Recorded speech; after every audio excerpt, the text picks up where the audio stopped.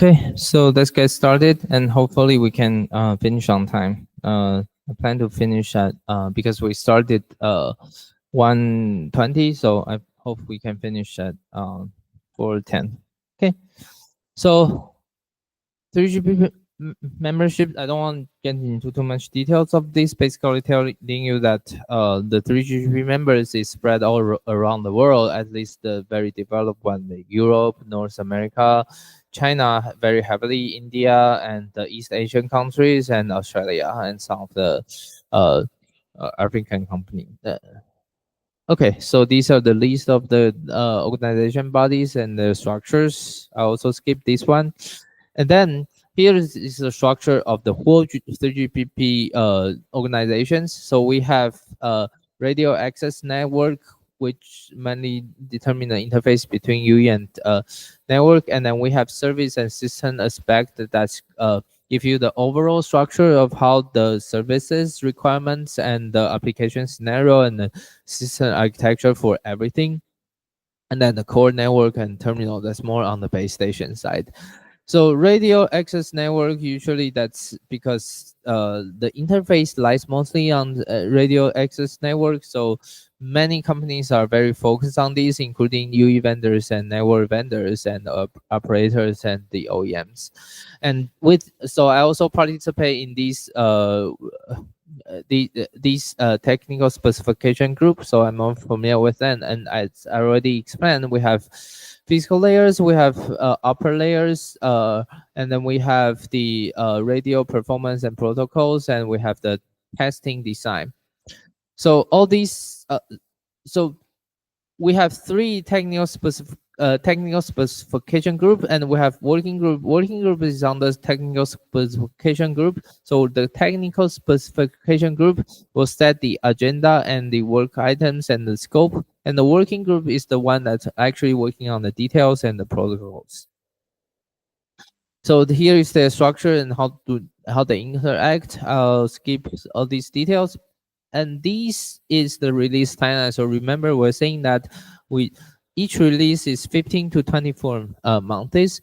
So the first release is mainly 3GPP's first work in 3G that's released 99, and you can see this development. And then release 8 is the first LT release, and release 9 complete the LTE works, and then it's ready for launching in the market. So that's why we see more LTE phones and other things coming up in after 2010s. And then in the green part is 5G, and release 15 is the first release of 5G. Then continue, we have 16, 17, 18, 19 is just done in June of this year, and then we are stepping to release 20. But release 20 is actually still in terms of work items is still 5G, but it started 6G study, and then release 21 is where we are targeting the first release of 6G. Okay, so that's basically how 3GP works from its beginning to until now. Okay, so we covered this already in the previous slides, how work is planned in from timeline perspective.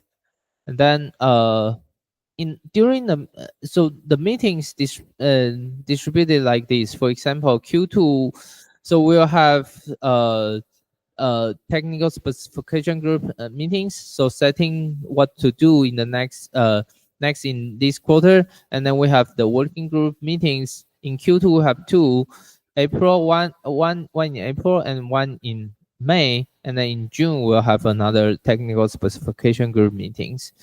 Okay, and important thing again, 3GPP 6 for consensus on all the technical matters, and then work should be completed by the release deadline. So that's how we can commit to the timely release of new standards. Okay. The more important and more interesting part right to you guys is during the meetings, we give you an overview already from standard delegate perspective. That's more from an individual company look at these meetings. But the next question is, every company has different perspectives and have different preference and opinions.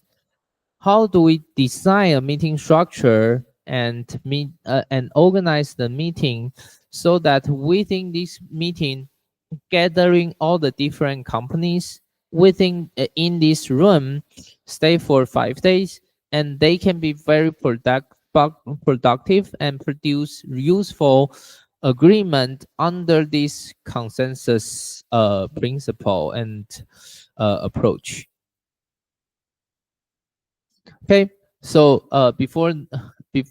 so basically, in terms of how workflow from document perspective is, we have technical document that's contribution from all the companies, and our 3GPP meeting discussion is based on all the contribution from the company. So if you have an opinion, you need to submit technical document to express and propose your options and proposals.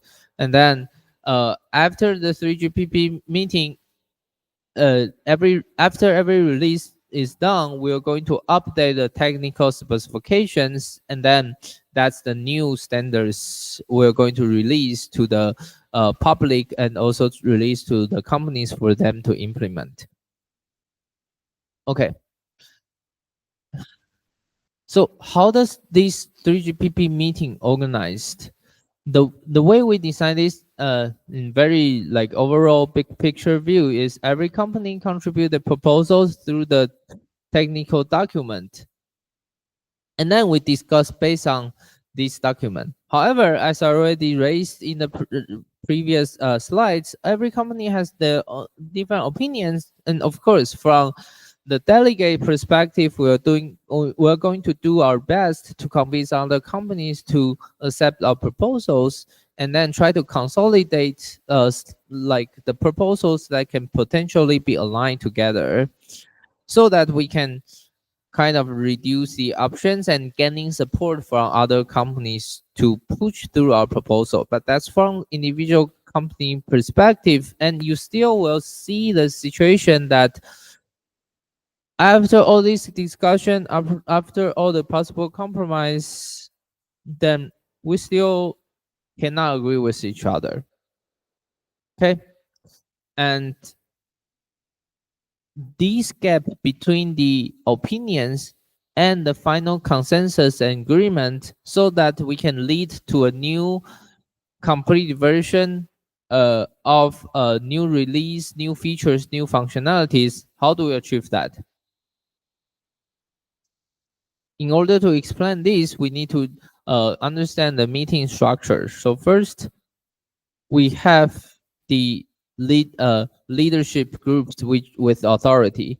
So we have the chair, who is assisted by vice chair, is responsible for the overall management of the technical work within the TSGs or working group. So each TSG or each working group, WG, has a chair and with perhaps several vice chair, depends on which group. And the chair may nominate officials to assist the work, delegate tasks to the vice chair or raptors, and may be assisted by the supporting. So basically, the chair is the main guy who organizing all these works based on the 3GPP rule. So there are a lot of topics and work items. The chairs can first decide which topics is chaired by the chair itself, and which topics is chaired by the vice chair. And then among the delegates, so they probably need some help from the delegates. So for example, summarize all the proposals so that they can speed up their discussions. Everything, this can be organized by the chair. So each chair can decide their own ways to work, but the purpose is to drive through all these management actions, make the discussion more smooth, and finally deliver the new complete version of the new functionalities in the new release on time. And in practice, decisions are taken at scheduled meetings, and additional authority may be arranged for decision taken in electronic meetings. For example, the e-meetings or even like email discussion. But most of the decisions are taken in the meeting time, meaning the 5 days of the meeting. Okay. Okay, so 3GPP success is collaborative from all companies, and decision mostly taken by consensus, and with exceptions, these are like leadership elections and some other specific 3GPP process. So basically, all the protocols specification decisions are mostly taken consensus. Of course, there are some backup rules for like majority voting that as that we can use whenever we really see a deadlock, but we usually don't use it. That's the rule here. If consensus cannot be reached, a formal required decision requires 71 or greater majority. But these, at least I haven't seen any of these events happen during my 5 to 6 years in until now it's 7 years in 3GP. I haven't seen a vote. The only vote I heard of is a vote in 2016 or 17. That's a channel coding deadlock between like LDPC code group and Polar code. Other than that, I haven't really seen any vote. But leadership election, for example, chair can be a chair. That's of course need to be a vote to elect, and that's hard to get consensus. So that's a very fierce competition. Okay, reasonable effort to meet all the concerns from all the participate. So because we want collaboration for all member companies, so we're trying to our best to shape the conclusions and modify the conclusion, revise the conclusion so that we can address all the concerns of all the participants so that everyone is not extremely happy, at least not so unhappy to agree with the final conclusion, and guarantee solution standards will be supported by the whole industry. That's exactly what I explained before. Everyone has to at least consider this feasible so that you can actually put them into the ecosystem. Okay, so general constructive attitudes, team members are generally willing to accept decisions taken by groups in order to make progress, even if they are not totally satisfied. That's very, very important. And we'll get to that why this statement is true later. Okay. Sorry. So and the question is how the decision is made given 3GPP working procedures as I explained above. Okay, so let's start from the beginning. I mean, from a very like overview perspective of what happened in like all the individual companies. Okay, so pre-release meaning before the 3GPP discussion started. So basically 3GPP discussion, all the big companies are usually like very prepared before the 3GPP discussions because all these product preparations and even filing the patents, all these usually happen way before the meeting. So everyone is get their opinion formed like a few times, at least a few an interval between before the meetings. So, and these opinions including what enhancement is needed for specified features and what are the market applications for new verticals or new scenarios. And so the enhancement perspective, we can have performance system capacity enhancement, power perspective, especially from device side, the power consumption is very, very important.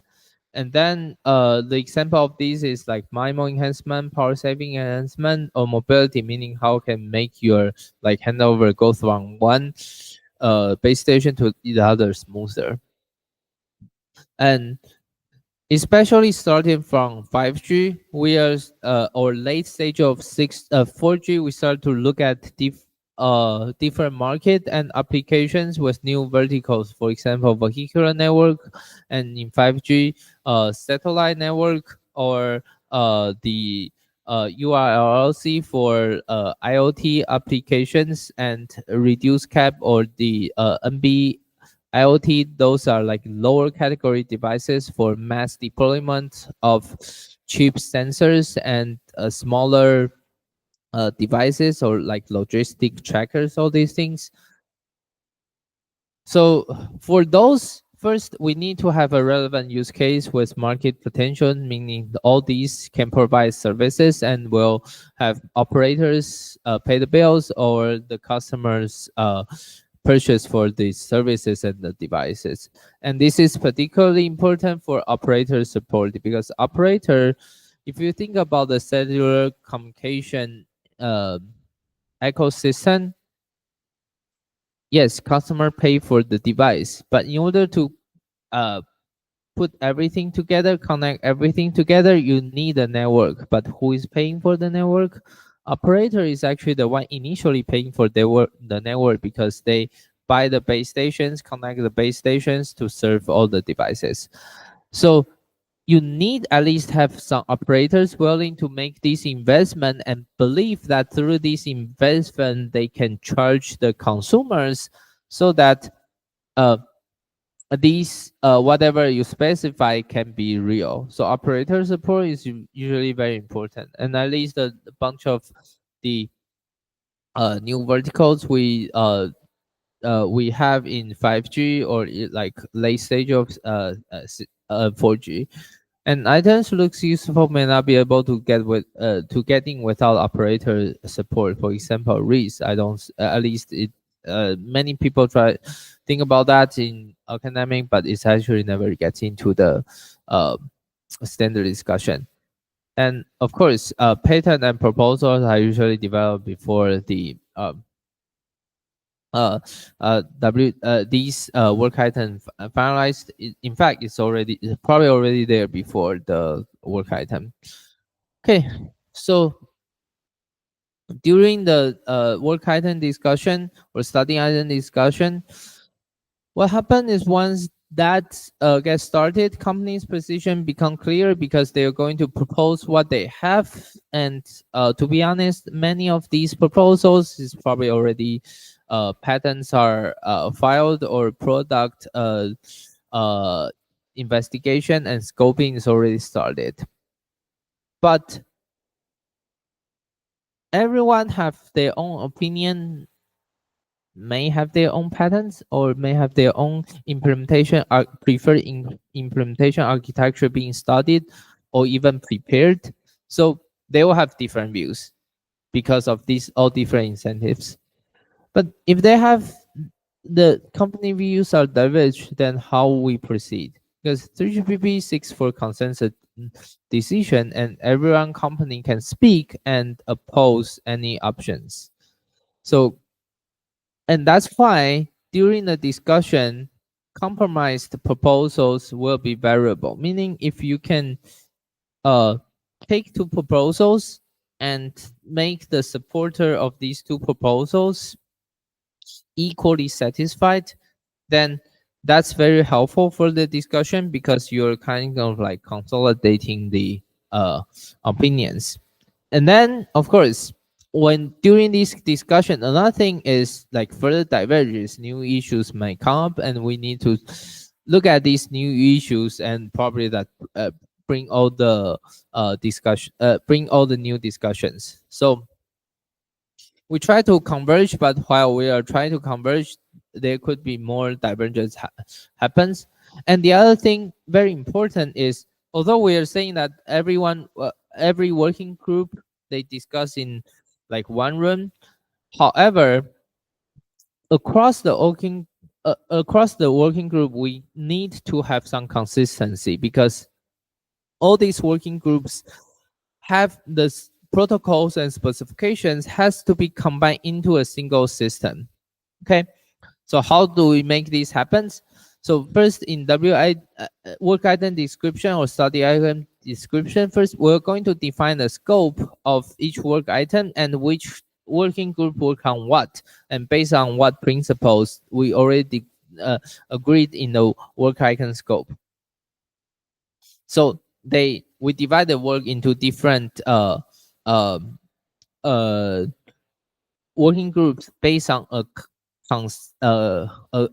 already agreed scope. So the scope itself is consistent. It won't be that these working group working on some stuff, but other working group doesn't have the corresponding discussions to support those. However, not only these scope-wise, but the decision itself, the consistency is required for all the agreement across all the groups. So we need to make sure that, so there's some mechanisms, for example, liaisons, that's basically the corresponding correspondence across working group to make sure that if you make any decisions that can affect other working groups, or you need to make sure that all the other groups give you the opinion before their opinion before you proceed. All these are like formal correspondence between working group to ensure the consistencies of the agreement made by individual working groups. Okay, so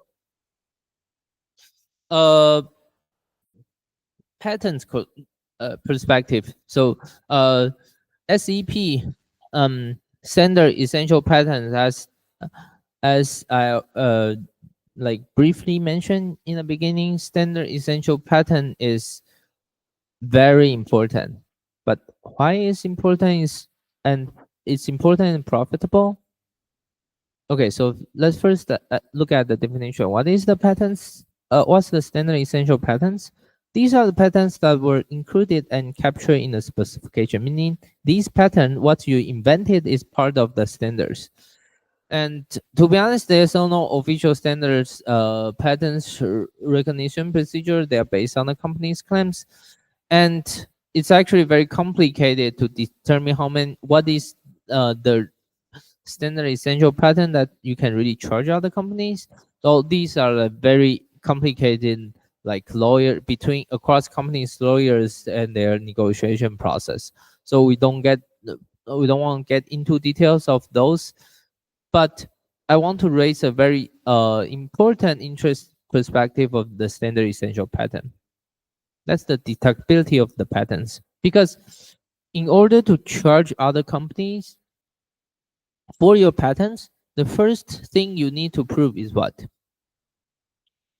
The first thing you want to prove is they actually use your patent. However, nowadays everything is made on like integrated circuit, the IC chip. But if it's an IC chip, it's actually very hard to identify whether they actually implement your feature or not, because IC is something with like here, and companies IC design is their proprietary information. So you usually, even through the litigations, it's hard to get the full implementation details of those IC design circuit. Then you don't mention the algorithms. So unless you can use some other configurations or testing procedures to verify and prove that they actually use your algorithm, otherwise it's very hard to prove that these product has to be charged by these patent owners. However, if you have a standard essential patent, that's a whole different story, because when you claim that your product compliant with the standards, what you claim is my product follow the standards. I implement what the standards exactly ask me to implement. And then you comply with the definition of the standard essential pattern. It's the pattern that's included in the specification. So if you claim that your product is standard compliant, that means you definitely implement those standard essential patterns. Otherwise, you cannot be standard compliant. Okay. So that's why a standard essential patterns is very useful and very profitable, because at the time you claim that your product is compliant with the standards, then you show that you use the patterns, so the detectability is no longer a problem for standard essential patterns. Okay, so patterns, of course, is one important driver, but that's kind of like immediately you know what these companies doing. They're just pushing for their patents and then try to get some license business. However, besides patents, what else? Actually, what's more important is the product side, because patent can only charge if there is a product. If you don't have product produced or on sale or into the market, then the patents are useless, because no product, no profit, then of course no licensing charge. So the important perspective, so the other important perspective other than patents is different players in the ecosystem might have different views on how the standards should be, how the procedures should be standardized, and what should goes into spec.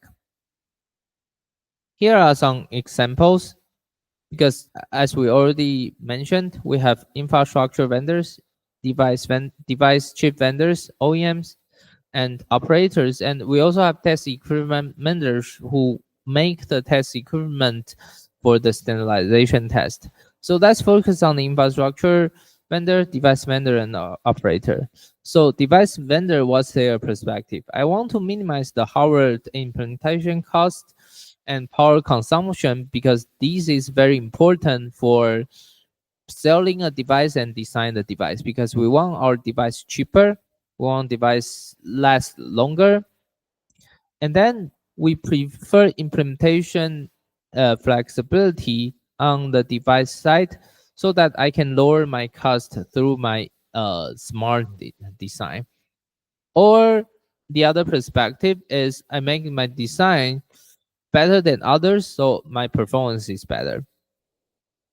And then from information perspective, because if more information I can get from the network, it's better for me to make the decisions as the examples I explained before.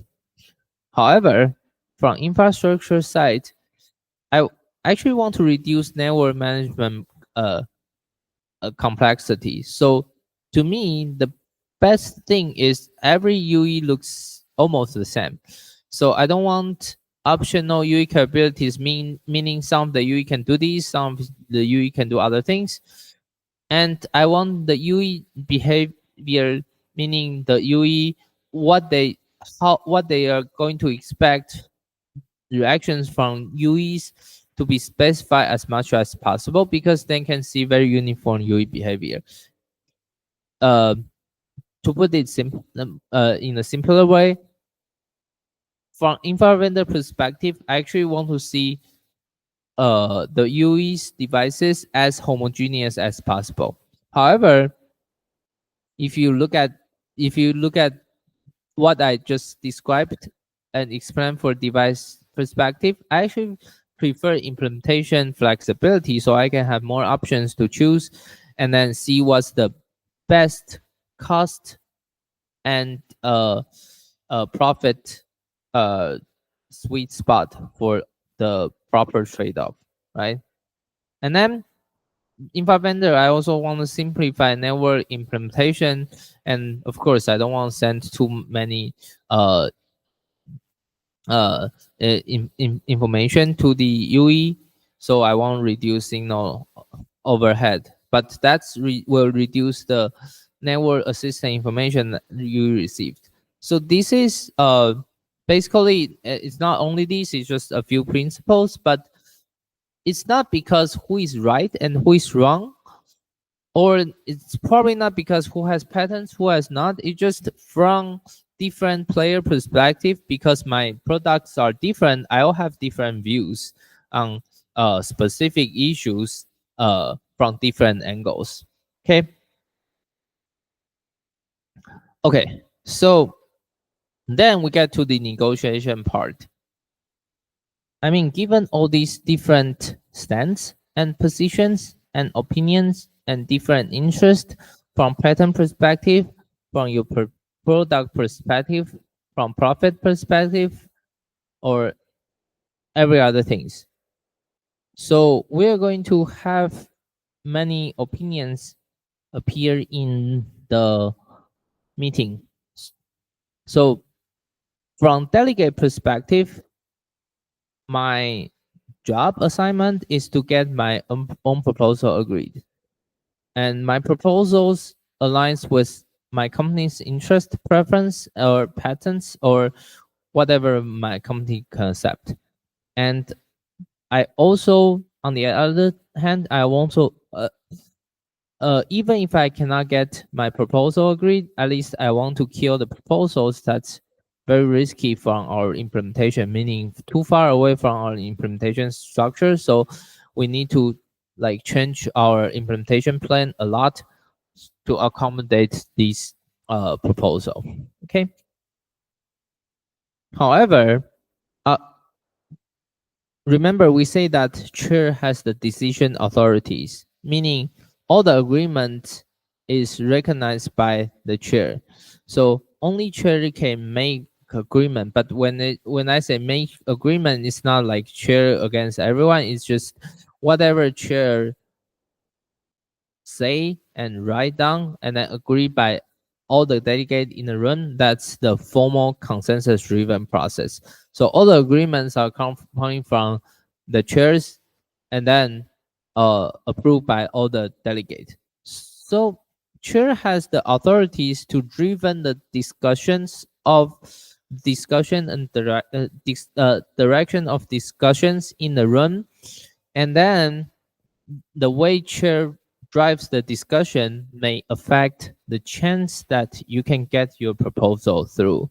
So that's the design of the mechanism, so that you have delegate who may have different opinions, and you have a chair that have certain authorities. And because of this, because of the authority of the chair, so we need to look at the what does chair want. So first, because usually what the case is, people do first vice chair and then try to run for chair for working group and then try to run the chair for TSG. So they are like climbing up, and also that's your company's reputation. Whether if your company get this chair position, are they going to be fair? Because nobody want to elect the chair that doesn't fair only work for his company. If you do this, then it's hard for anyone from your company to run in the next election. Okay. So I want to at least appear to be balanced and fair. And then the other important thing is push the progress of the work item and study item. Ensure that the work item complete within the 3GPP timeline, because that's another, or say most important KPI for the chair, is whether the progress of the study item or the work item under these chair's leadership, does it finish on time with everyone recognize the fairness and balance of the chair's decision. Okay, and because chair has the partial decision power, trying to work with try to work from chair's perspective is helpful. Okay, so then combining all these, what how these mechanism actually works when we put everything together. So remember, we have chair that can make decision and driven the direction of the discussion, and we have delegates representing different opinions from different companies. But even if the companies have different opinion, one important thing is everyone relies on the standards to be ready so that they can implement their product. So we have this common ultimate goal. So if one company keep objecting all the proposals, then usually that company's opinion will be kind of like devalued in the future. And because it's not like just one release or one time business, every company want to at least maintain their reputations. So company, although they have different opinions, but they do have some incentives to at least try to be balanced, to be fair to other companies' proposals, and try to be willing to compromise and be willing to push the progress. And then that's exactly what chair wants. So, and chair has the authorities. Of course, their authority can be used to benefit its own company. That's one thing. That's why everyone wants to run for the chair position, especially the big companies. However, the other thing is balance and timely progress and finish everything on time. And in order to do this, what the chair actually want. Imagine if you're a chair, then if you're facing the two options, four companies versus two other four companies situation. And this is pretty hard for the chair, even if he doesn't have a preference. 4 versus 4, then which side should I stand on? And then, however, if we consider another situation, it's like 6 versus 2 or 7 versus 1. Then it's easier for the chair because I can see a clear majority. Then what I can do is try to convince the minority companies to compromise if I can come up with anything makes sense to them. So of course, usually the chair is a very sophisticated and experienced delegate. So he understand how to kind of like adapt the proposals and change the options a little bit so that more people can accept, and he has the talking point to push the minority companies to compromise. And then from the minority company perspective, do I really want to go against the chair? Because if you go against the chair too many times, and of course you become the companies that kind of like blocking the progress of these meetings, and that hurts your reputation and probably provides cheers for more talking points saying that, hey, you guys never compromise. Then if you guys don't compromise at all, then how do we make progress? All these is the like tools from chair perspective that he or she can play so that you can push the progress.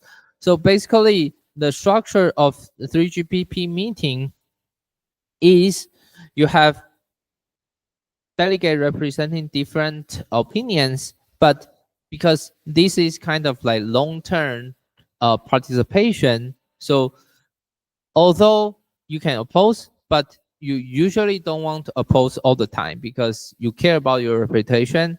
That makes your opposition more has more power in the future.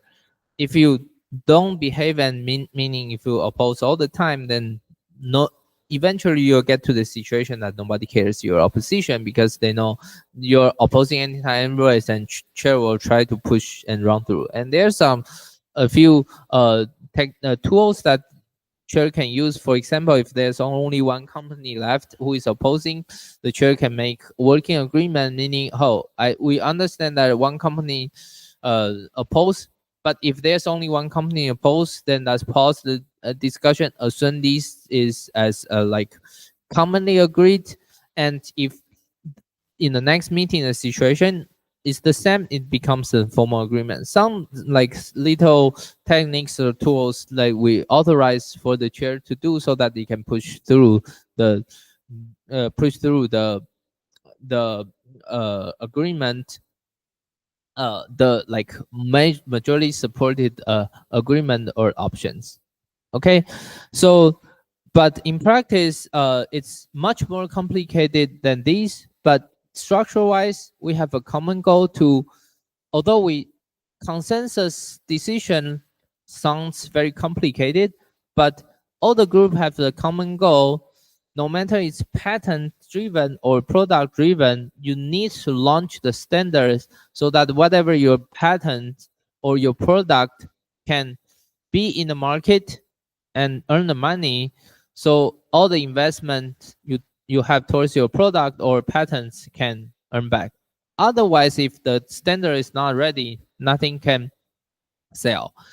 And under this all common goal, then 3GPP design the structure of delegate and chair and provide chairs and authorities to make decision so that we can push for the overall progress of the meeting and finally and try to finish the work item, get proper protocol and the procedure agreed so that based on the specification of the protocols and procedures and algorithms, we are ready to implement products and to commercialize all these new functionalities and features. Okay, pattern. I think I covered these, and so these are like a few discussion techniques. I think I don't have time to go into the details. And then I think I'll finish with